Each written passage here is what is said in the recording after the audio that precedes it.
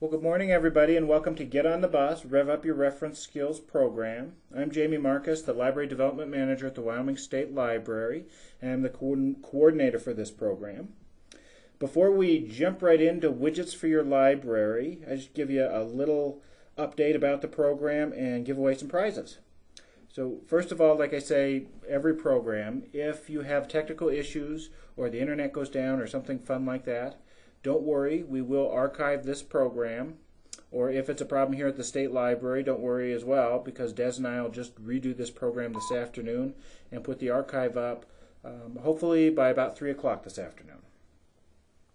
If you have a mute function available on your phone, we'd appreciate it. Please do not put us on hold if you have hold music. We did have that last week for a little while. It was not too bad music, so that was an okay thing. If you do the program for today, if you do the homework for the program today and you get it to us by next Tuesday, you'll go into a drawing for a $25 Amazon.com gift certificate and a Boogie Board LCD writing tablet, which those are quite fun. And in fact, I just packed up a bunch to send out today. If you do all of the homework by April 15th, I'll be giving out a couple passes to the 2010 WLA conference in Casper, an iPod Touch, and, based on participation, which so far has been really, really good, maybe an Amazon Kindle or a netbook or something fun like that. So the more participation, the more we'll give out. If you are a teacher and you want PTSB credit, please let me know. The instructions for what the information I need are on the Get on the Bus website, which is getonthebuswyoming.wordpress.com. I still have not heard back from the PTSB about how many credits this course will get, but I guarantee you'll get something because I'll probably just end up sitting down there at the PTSB office next week. If you are a library support staff person and you're interested in the Library Support Staff Certification Program from the American Library Association, this Get on the Bus program may be eligible to be used as the reference part of that program. More information on the Library Support Staff Certification Program will be given out on April 14th. We'll be sponsoring a webinar here from the State Library. So before I hand it over to Des, let me just give out a couple prizes. So for our first program, Reference Conversation, Joe Winkle from Sweetwater County and Steve from Johnson County will be receiving a Boogie Board writing tablet. For our virtual reference program, Casey Debus from EWC and Pat Brose from Campbell County will be receiving a prize, which will be in the mail tomorrow morning. And for our program last week on roving reference, Lori Stone from Casper and Teresa from LCCC will be receiving prizes. So we will have those in the mail tomorrow. So the prizes are good, and we'll just continue to give them out. So without further ado, let me just hand the program over to Des. Good morning, everybody. It's great to see so many participants in the webinar this morning. And like Jamie mentioned, we changed things around, and I appreciate the flexibility of Bobby and Chris for changing the program for me because of some scheduling issues next week, or potential scheduling issues that we wanted to avoid. And hopefully you all will enjoy what we're going to talk about today, which are widgets. And you may have heard them called gadgets or something else, but they're actually just little pieces of code that you can easily create and add to a blog, a website, a portal page like iGoogle, and so on, to search some of the licensed resources that we have, to search other fun things that may be free, things that you might want to highlight for your patrons, and just add some cool functionality to your website without having to know a lot about how to code things. So we're going to go over about 3 in depth, and then I'm going to hop around and look at some other things that are fun and different and interesting too, because I like to keep it interesting whenever possible. So first we're going to talk about a search widget for Gale products that you can create for your website. And then we'll cover one for EBSCOhost. And finally, we're going to work on 2 or 3 different ones for WorldCat, which are a lot of fun too. And then we'll see what we have time for after that. And I would ask that if you want to ask a question, you can do it in the chat. Jamie will try to cover those, and certainly if you have any technical issues crop up while I'm talking, please let us know. But otherwise, if you could hold questions till the end, that would be great, because I do have a lot to talk about. So I'm going to bring up a web page.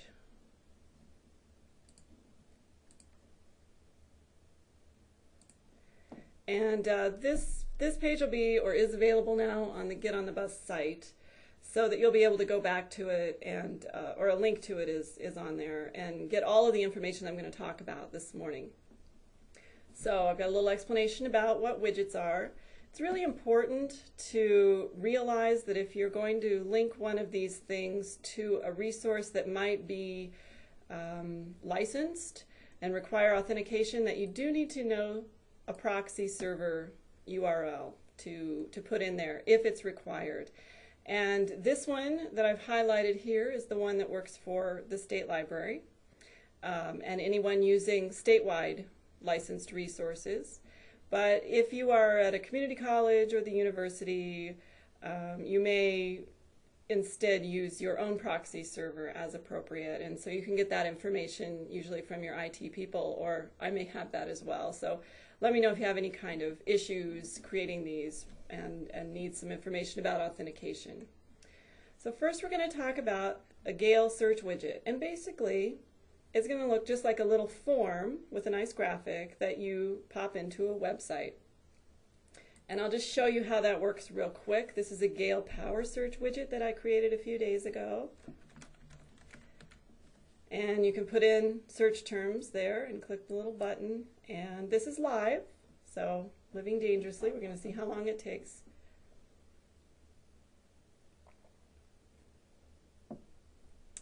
But from this page over here and searching in this form, I went over to a Power Search results screen in Gale. And it pulled back results from a number of different Gale databases. You can see this result came from General 1 file. This one came from Opposing Viewpoints. So it's really easy to link into your Gale resources with one of these widgets. And you can actually do a variety of different ones. So now we'll go back. And you don't really need to know any code beyond some maybe very basic web page editing, for instance. So we're going to go over, well, let me first show you this page. This is where you find the one thing you need to know for the Gale widget is your location ID for all the libraries in Wyoming. Each one has a unique location ID. So I'm going to hop over here to our Gale products information page. This gives you information about how to link to Gale products, what all the database names are so you can get to them, what they all are, because there's a lot of them. And if you scroll down past the databases list, all the Gale location IDs are listed here. And of course, Gale tech support could give you that information too, but we do have it posted here. So you would need to know something like this, WYLRC _ and then the name for your library, which may or may not be abbreviated. Okay, so we're going to hop over to the Gale Widgets page. This is linked off their support site. Gale has some really great stuff on their support site. And a widget, here's for instance a couple of other widgets that they're featuring right now for newer products, PowerSpeak, career transitions. But we're going to look at a Power Search widget like I just showed you. You can also create a Gale Virtual Reference Library widget, and that will search all the ebooks that are licensed for your particular Gale location. And we do have 20 titles available statewide in our Gale contract. The community colleges have many, many more, as does the university. But you can create a GVRL widget by doing that. You can also do a single product instead of the Power Search. You can search something like the 18th Century Collections online, just General 1 file if that's the only one you want to search, or global issues in context, for instance. So let me show you, since I've shown you a Power Search one real quick, I'll first show you one of these individual ones, like let's say Biography Resource Center. So you click on Create, you put in your location ID, and I'll just pick Albany, click Go, and here's your widget. Okay, This is the sample of the widget. You can change the size. You can actually put a different background image if you wanted to brand it differently, if you didn't like Einstein floating in the background there. You can also change the text. You can add different text up here, and it'll replace Biography Resource Center there. I'm going to leave that alone for now, and you can actually mess it up pretty badly if you add a whole bunch of different sizes and text and so on. There's always a reset button right here, so you can reset it back to its defaults. So at this point, all you really need to do is just click on Create to get the widget, and it gives you these options for adding the code. You can add it, the iframe, JavaScript, or HTML code is what you can embed in a web page. You can link it to your Facebook page. You can add it to iGoogle very quickly, and Google Sites. So let me just show you what the HTML code instructions are. You click on this, and it tells you, depending on your browser, which way to find the code. So I'm using Firefox right now, so I'm going to right-click on the widget and choose this frame as they explain and view frame source.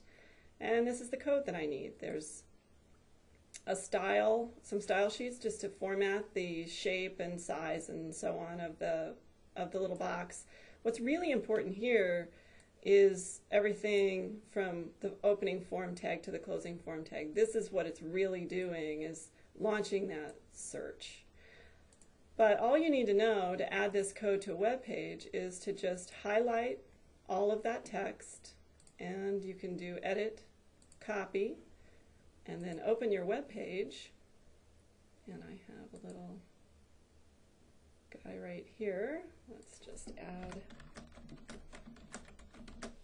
and I'm just going to hit Control V or edit paste and save my test widgets. And then if I open my little test widgets page, which actually I've saved on the desktop here, there's my Biography Resource Center widget. And that was, all I did was copy and paste this code into my widgets little page there. Now let me also show you, I'm going to close that so we don't have so many things open. It's very easy to add to iGoogle. Just click on iGoogle, and iGoogle is, if you haven't used that, it's, if you have a Google account, you can create kind of a home page for yourself with lots of gadgets and fun stuff.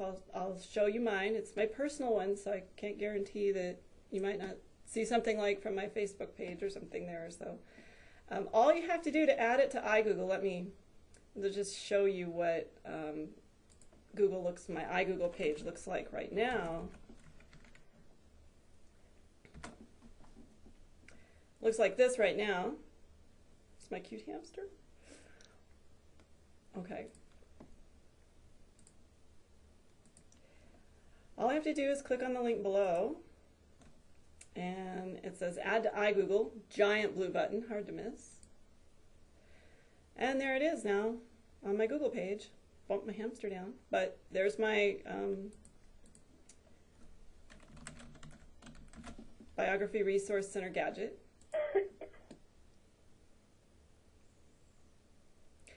And I went right into BioRC with whatever I put in. So if it was something I wanted to search a lot and I used iGoogle as my home page, right there, I can put it in. I really didn't have to know much of anything code-wise to add it to iGoogle, so that was pretty cool, I think. So anyway, let me just show you something else on the Gale site. Here, we'll go back to the widgets, and I'll show you how I did the power search one. I'm going to go ahead and click on Create, and again, it wants to know what location ID I want to associate this with. And then based on the databases I subscribe to, let's try refreshing that. Maybe we'll try, it may just be a little slow here.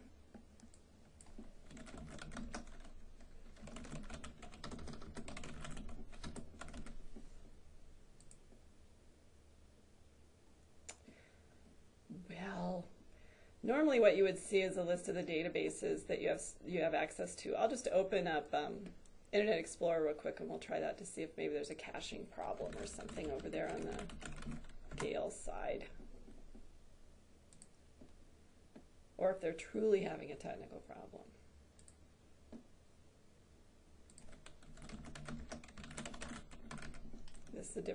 This happens to be Wyoming Community College, Laramie County Community College. It's thinking. No, it looks like they're having a little problem today. Oh no, there it is. I just needed to be patient. Okay, so with a Power Search 2.0 widget, you can either select all the databases that are power searchable by just clicking Use All. And if you scroll down here, there's the sample widget. You can scroll down and see it's going to be down there. Or you can just pick and choose if you want to only do a certain subset of these databases. That's very easy to do by just clicking the boxes that you want to search. So I'm just going to click Select All, Use All. And then you can resize the image.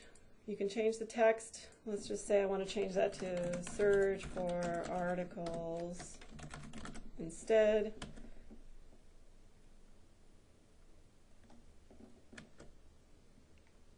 And it would, if they weren't quite so slow, just kind of, there it is, show you how that changes to say search for articles instead of Gale Power Search.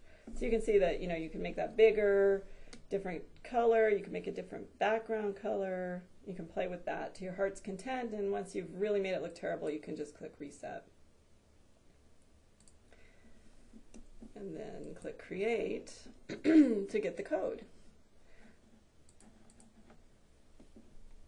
And once it's created it, when you get that splash page that like we saw earlier, then you can even bookmark that page so you can always go back and edit your widget. Or you see how easily you can add these, then you could just go create a new one in just a couple of minutes.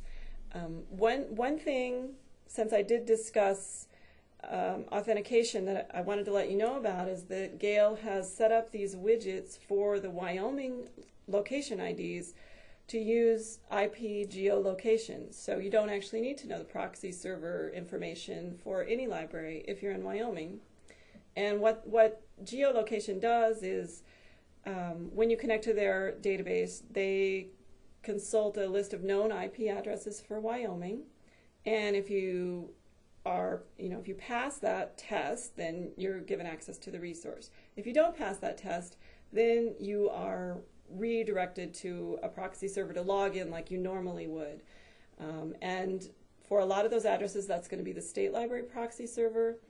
And I've worked with them so that if they've used a location ID in the URL that belongs to one of the community colleges, they should be redirected to a community college proxy server instead. So that may need some testing out from community colleges to be sure it's working that way. But for the most part, no one should have to authenticate for a Gale resource, which is really great. And I have noticed that when using like the Verizon 3G network, that it doesn't recognize that as Wyoming addresses. So be aware that there may be times that they aren't recognized even if they are in Wyoming, and that's just due to the fact that IP addresses are very, very changeable, and especially when you're talking about a statewide thing. But they do update that daily, so you can create your widget very happily, not have to worry about authentication. So that's the Gale widget. Now we're going to move on to the EBSCOhost search widget. And I just made a sample one for Novelist here.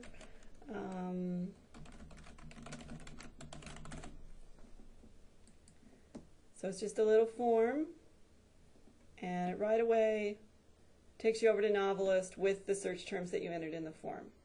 So that's kind of a fun and easy way to link over to Novelist.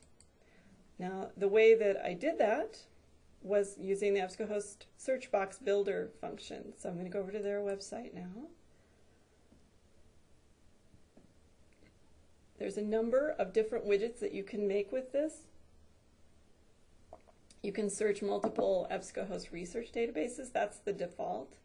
And those are what you would expect. You do kind of need to know what's in our contract, for instance, to do this. But if you have access at a community college to Academic Source Premier, for instance, you might choose that one, or any one of a number of ones that we have.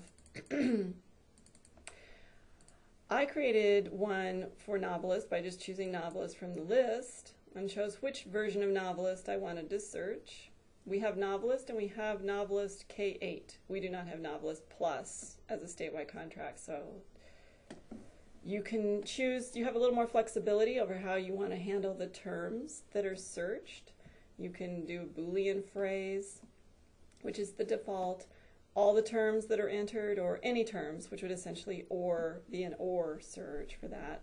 You can also include a keyword in that's sort of that's applied behind the scenes to every search. So you could limit, you could put in the keyword mystery.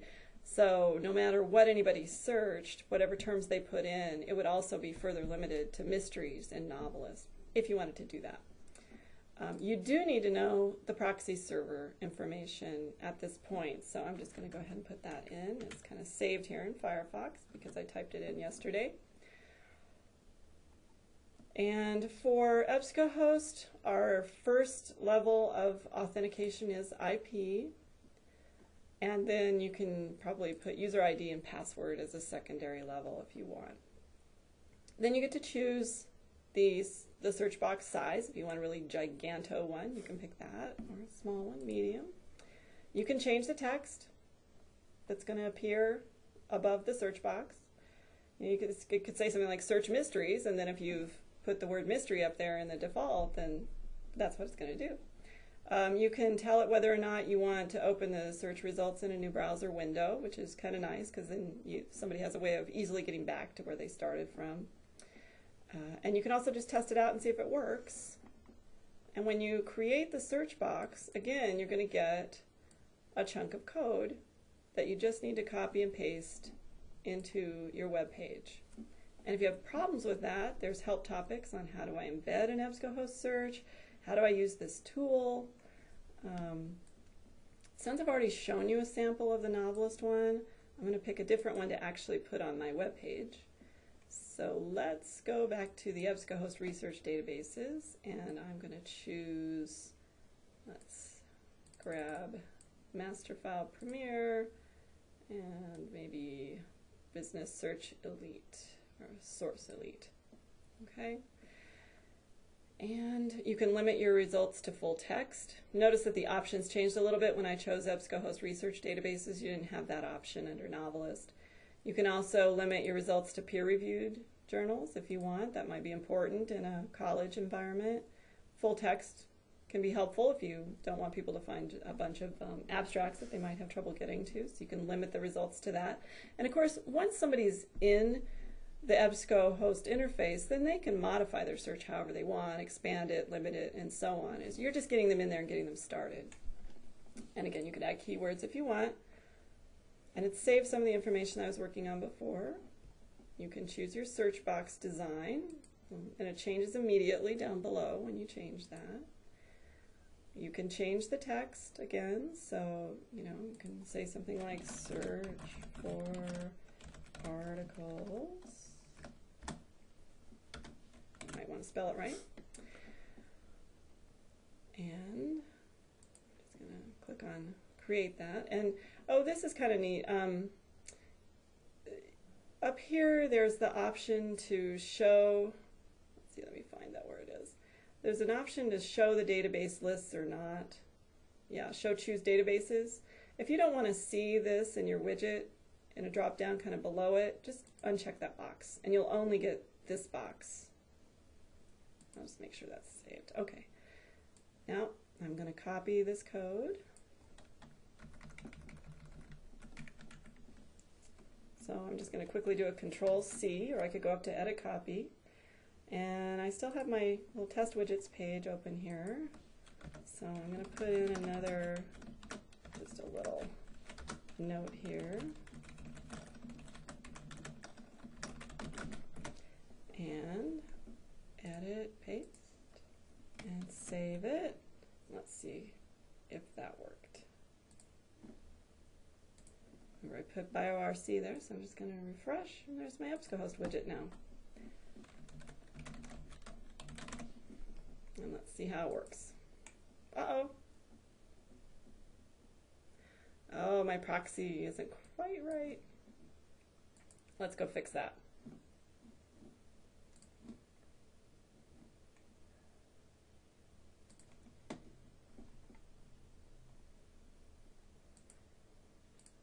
No, that's right. It's not happy about something. Let's refresh all this. Maybe all the changes I was making might have made it a little unhappy.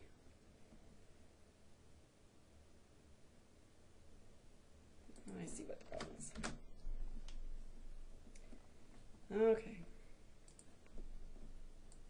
I should follow my own instructions, you think? They put in some nice comments there so you can see. This is a comment tag in HTML that just tells you this is where it begins and this is where it ends. So it's easy to put in or take out. So let's see if that works better now. Close that guy.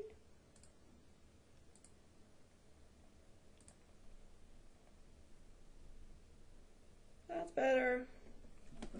Okay, so from any web page you can just pop in that code, and you could do that on a blog, a library blog, or your library homepage, or whatever you want to do. One word of warning with the EBSCOhost search widgets, I've found that they don't play very well together if you try to add more than one to the same web page. And their tech support helped me sort of work around that and make sure that I could get two working at the same time if I wanted to, but it required a little bit of tinkering around that might be beyond someone with just very basic HTML editing skills. So if that sounds at all scary to you, just do one widget at a time. Pick your favorite and highlight it and put it on your web page, but just be aware that trying to put another one, what you'll find is that if you have one following the first one, it's going to search the same thing as the first one. It's not going to kind of differentiate between the two. Hopefully that makes sense, but you've been warned. So a couple of things I also want to mention as I go along with EBSCOhost and Gale is don't forget that another way to link into the databases is something as simple as using permalinks in search results and linking to, you can link to an individual article, or you can link to a search pretty easily. So you can get, what we did, for instance, let me just go over here to Go Wild. Monthly or so, we try to do a feature, and we often in the blurb about that feature link directly into a resource. And that's what we've done, for instance, with Student Research Center, which is an EBSCOhost product. That link into Student Research Center actually takes you to a pre-saved search on Winter Olympics in this case. And those are really easy to create and add. And they're not really widgets like we're talking about right now, but there are other ways to get to these products and get people there quickly and topically, depending on what you're trying to highlight. And other things that you can do is grab, just go over here, get rid of some of these things. You can grab images for the databases. Each individual database has some images. For instance, let's go to the Gale support site again. I know I keep going back to Gale, but it's really easy to grab database icons from the support page. And so if you just want to highlight one Gale database or a couple on your web page, you can very easily go grab one of these really nice buttons that they've gone to the trouble to create and save them to your web server to call from your web page. So there's tons of them here for all of the different products, and EBSCOhost has the similar ones too. So if you have any questions about finding those, let me know. Almost all the vendors provide these kind of marketing materials to add to your website. Okay, so that being said, we're going to move over to WorldCat. And WorldCat is a free resource, so we don't have to worry about authentication here, but you do need to create a free WorldCat account to use some of these social networking and widget type features in WorldCat. So I'm going to log in and show you what that looks like in a minute.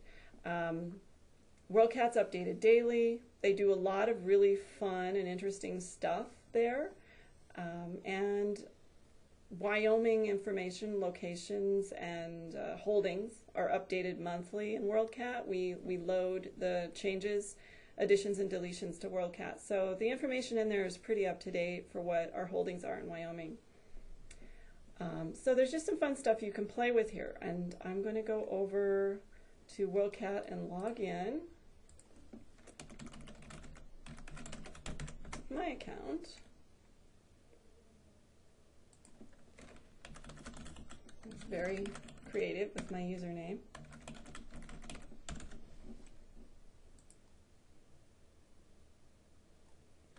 Okay, now I'm signed in. And if you haven't created a free account on WorldCat, it just takes seconds to do it. It's really easy. And then you can do fun stuff like add a silly picture your kids drew, or put in information about your likes and dislikes. Once you've created an account, you can tag items, you can create bibliographies or lists, you can watch other people's lists, you can do lots of fun and interesting things that maybe aren't even related to your job, but WorldCat's fun. So anyway, I'm now logged into WorldCat, and I just wanted to show you real quick that I have some lists created already. I have a list for my book group, one item on my picture book list, spy novels, historical fiction. So I just created a few of these to show you as a sample. And I'll show you how easy it is to add something to a list. So let's see. Let's just search Jan Brett. Very excited. She's actually going to be in Cheyenne. I'm going to take my kids and have her sign a book. So I've just marked a couple of things. Notice that I have a save to. I can create a new list, or if I drop that down, I can add it to an existing list. You don't see this feature for lists unless you actually log in to WorldCat. And so I'm just going to save that real quick. Okay.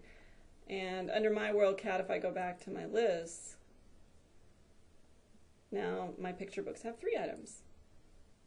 And I can go over and take a look at what I just added to those. Okay. So it's really easy now to play with this list, or really to create any of these widgets with WorldCat. There's 3 kind of main ones that they highlight. One is the list widget, and we'll play with that in a minute. Another one is a basic search widget, so it would be similar to the forms we were creating earlier. You just pop up a little form, people type in it, it takes them right to WorldCat.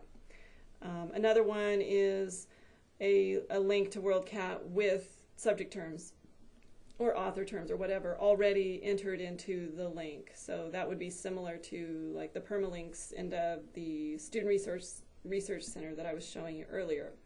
So those are a couple of other ones. The fun one is the list one, I think. So my sample here on the Get on the Bus page that you're looking at is a WorldCat list widget linking to my spy novels list. And I've got 9 things on there. Now what's neat about this is because this is dynamic, when I add new items to my spy novel list, then when that code is generated on the page, when the page is refreshed, it should see that there's been more things added to that list. So anyway, I'm just going to show you how this works. There's this box on your page, and it tells you what the list is and who created it. And you can use the arrows to go back and forth, and it's going to show you a couple at a time. And that's what their list widget looks like. Or you can click on View Complete List. It's going to take you over to WorldCat. So the only thing you need to know or need to do to create a list widget is really, you need to know, you need to log in to WorldCat. You need to find the list ID. And really you might, when you're creating your account, you might need to list an affiliate library, which would just be your local library. You can put that in. So it doesn't take much to do this. So I'm just going to go back over here to where I've got linked to the affiliate tools. And I'll just show you that's actually, if you go to WorldCat Home, it's right here under Widgets and Plugins. That link takes you here to affiliate services. And the first link they have there is for the WorldCat list widget.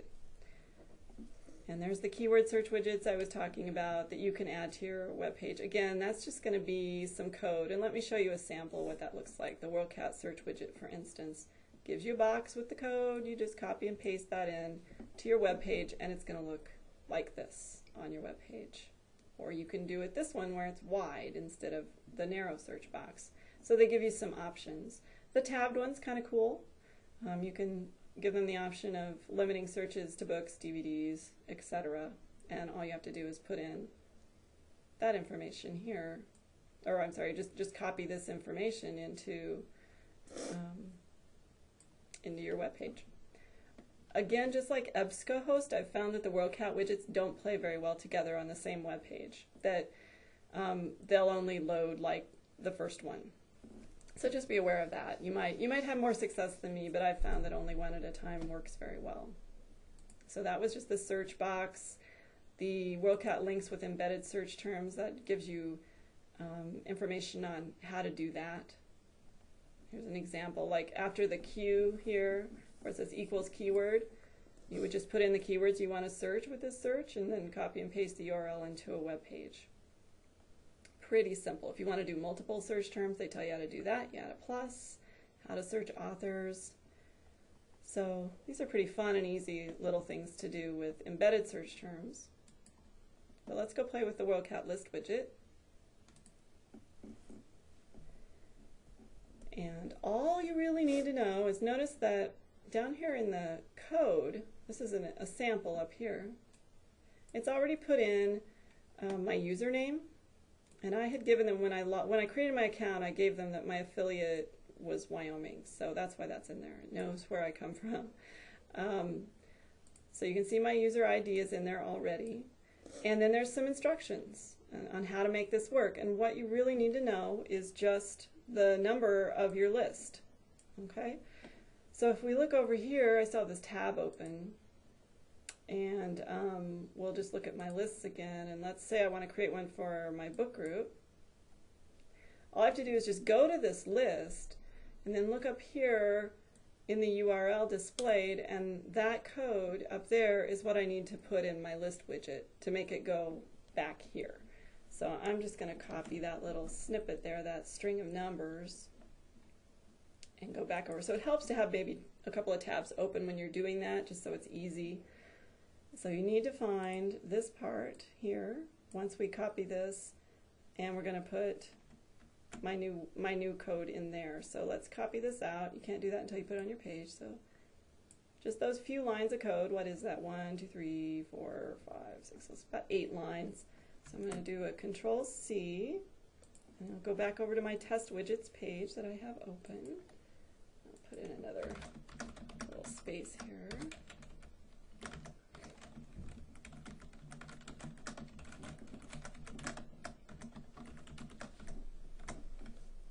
Control V, or again, edit, paste.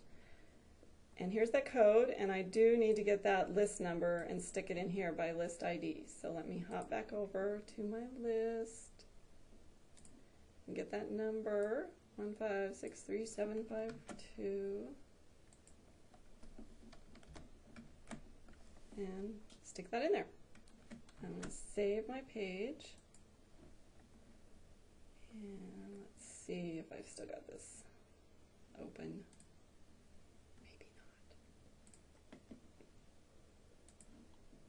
That's okay.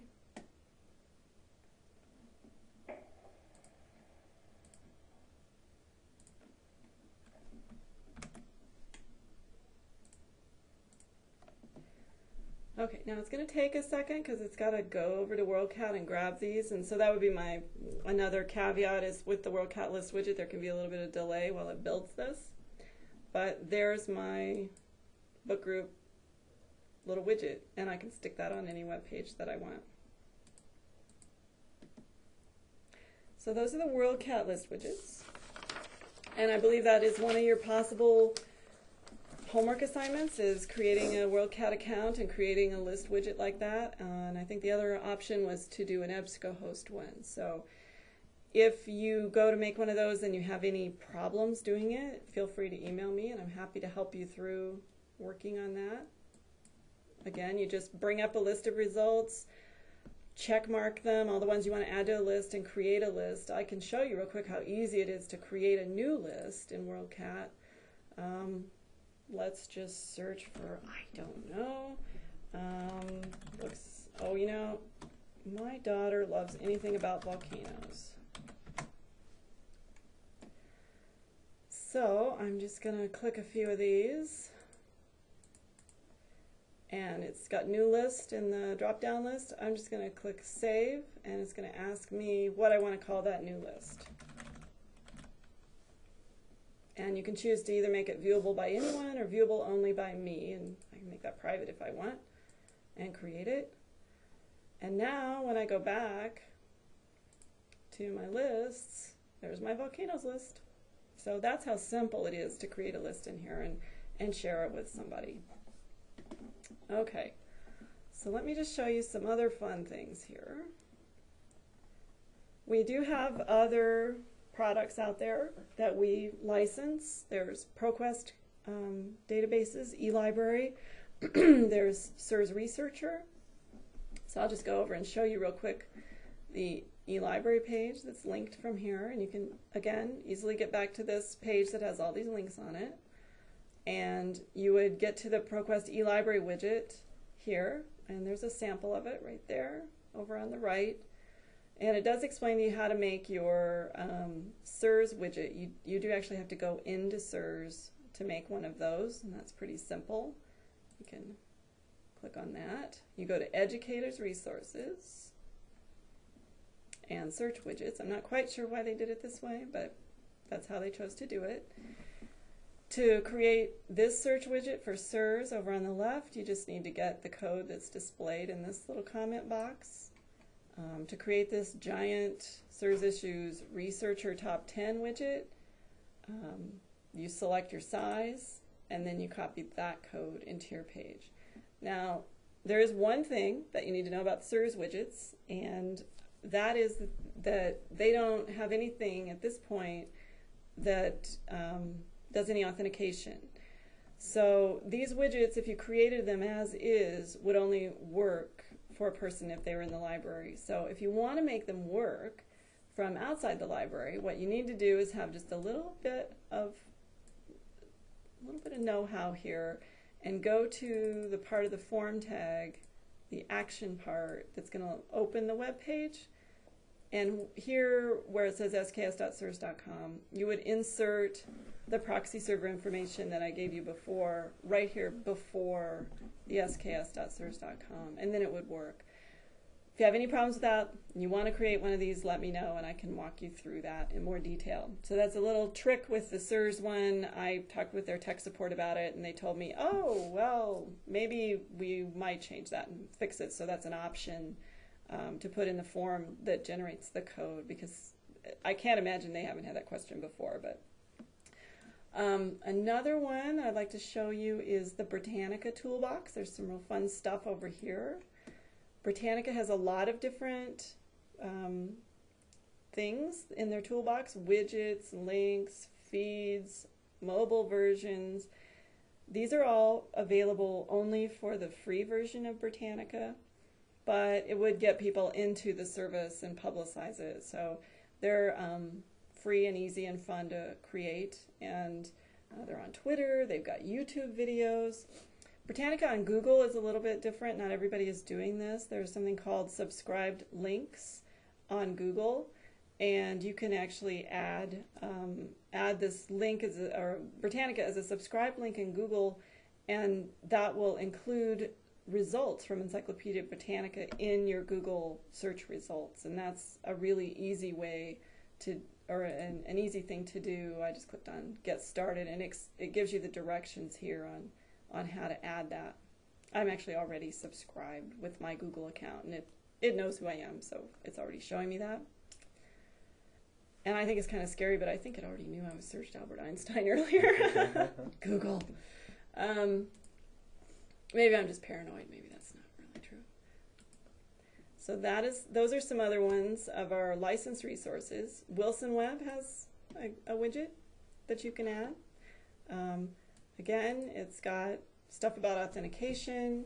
You do need to know which databases we have, and the statewide databases for Wilson are Omnifile Full Text Select, it's that guy, or Current Biography Illustrated Web. Those are the only two. Your institution may have others, so you can go ahead and select a database. You can pre-include search terms like we've discussed before.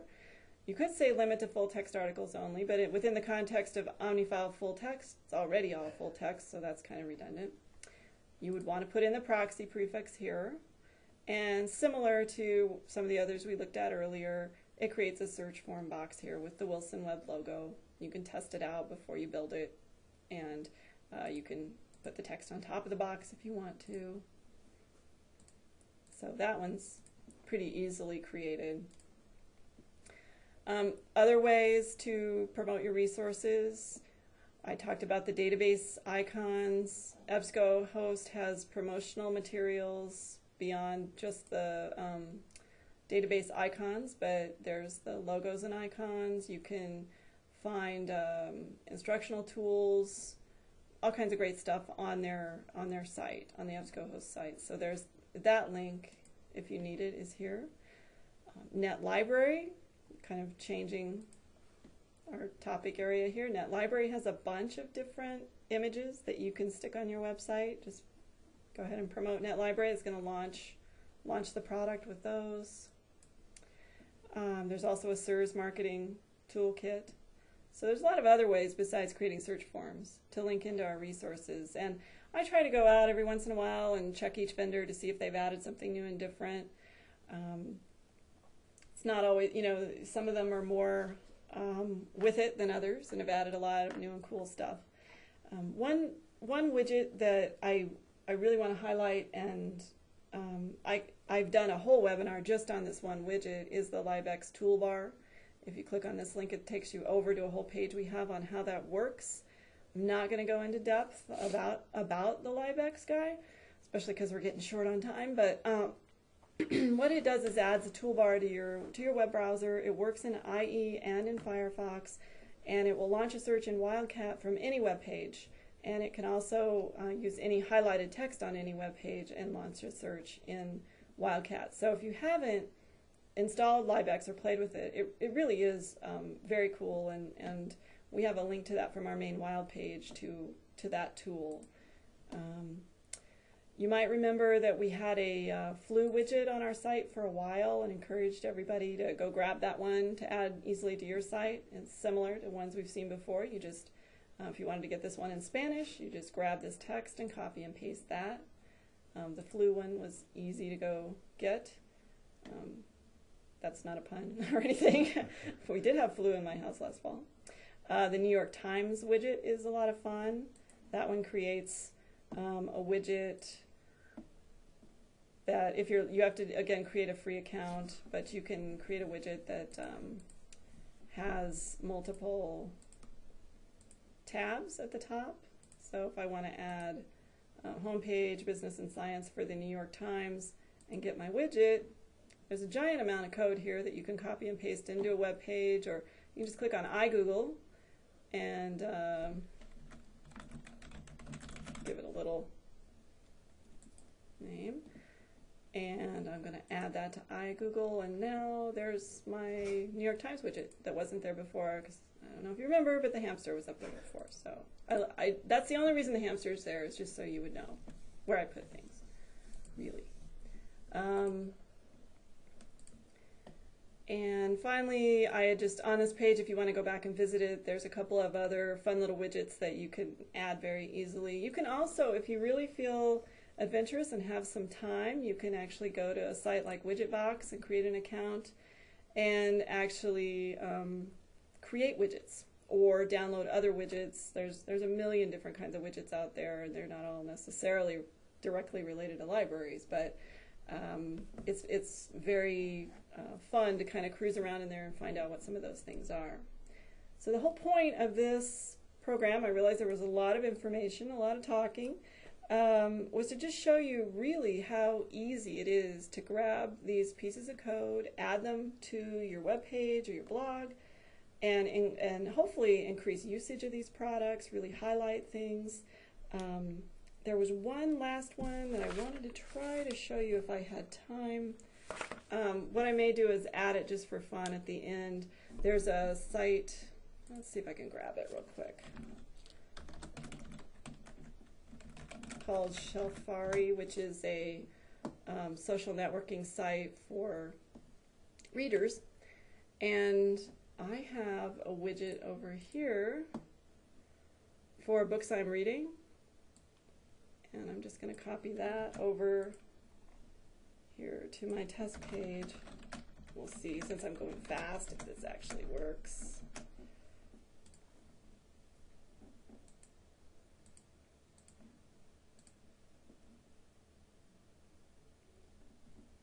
And yeah, there's a new widget for Shelfari for books I'm reading. And what's fun is that you hover over these and you can pop up a little thing, and if you've read it, you know, if somebody else is a Shelfari member, they can add tags, and so kind of fun. You can change the bookshelf if you want, and I haven't actually got that linked on this widgets page, but I'll do that so that if you do visit this again, you can find out how to play around with Shelfari if you want to create a shelf of books to highlight for people.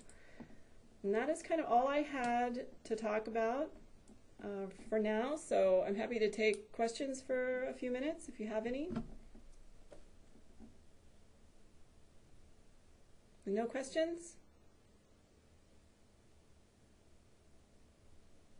People still there? Okay, well, you know, Des is always available in the Wild office, or I shouldn't say always, but nearly always available in the Wild office to take your questions.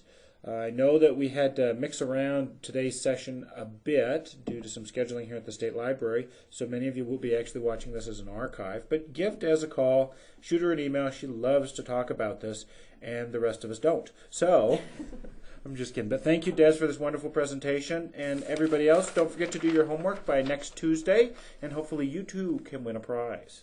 Have a great day.